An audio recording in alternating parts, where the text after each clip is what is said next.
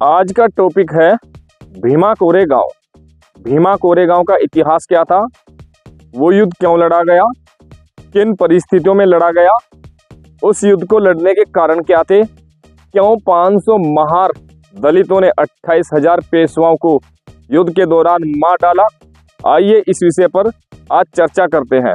वो कहते हैं कि जुर्म जब हद से ज़्यादा बढ़ जाता है और उसको सहन करने की शक्ति क्षीण हो जाती है, उस वक्त इंसान के सामने दो ही कंडीशन सामने आती है। पहली, या तो मर जाओ या फिर संग्राम करके युद्ध का ऐलान और वीरगति को प्राप्त हो जाओ। ऐसी ही कुछ कहानी है भीमा कोरेगांव के महार दलितों की। ये कहानी है 1 जनवरी सन 1818 की। दलित समुदाय के लिए भीमा कोरेगांव का युद्ध भारतीय सामाजिक इतिहास में एक महत्वपूर्ण स्थान रखता है। यह युद्ध महाराष्ट्र के पुणे जिले में स्थित भीमा नदी के किनारे महारों और पेशवाओं के बीच हुआ था। ये कहानी है उस वक्त की जब ब्रिटिश ईस्ट इंडिया कंपनी की सेना मराठा पेशवा बाजीराव की सेना के खिलाफ युद्ध लड़ रही थी। ब्रिटिश सेना में कुल 834 सैनिक थे, जिसमें 500 सैनिक महार जाति के थे।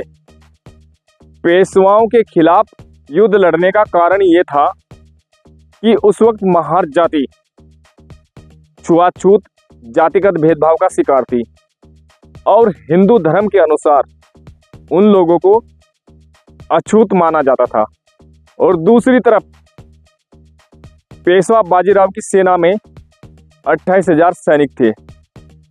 युद्ध का परिणाम ये रहा कि अंग्रेजों का साथ देने पर 500 महारों द्वारा 28,000 पेशवाओं को धूल चटा दी। अब इसके निष्कर्ष पर आते हैं।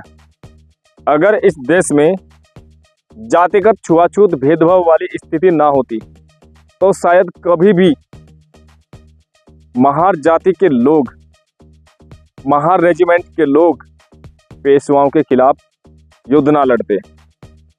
लेकिन आज के समय में भी अगर हम देखें तो आज भी हमारा भारत देश जातिगत भेदभाव से ग्रसित है।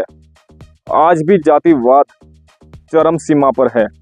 भारतीय संस्कृति को जातिगत भेदभाव वाली स्थिति से ध्वस्त किया जा रहा है।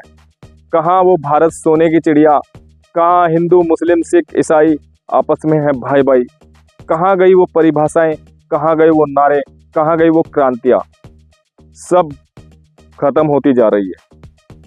तो आपस में ही लड़ रहे हैं, एक दूसरे को जातिगत बात से टॉर्चर कर रहे हैं। आज भी ये जातिगत वाली व्यवस्था है, बहुत स्पीड से है और बहुत चरम सीमा पर है। तो मेरी आप लोगों से यही रिक्वेस्ट है कि ये जातिगत व्यवस्था बिल्कुल ही इस देश से खत्म होनी चाहिए।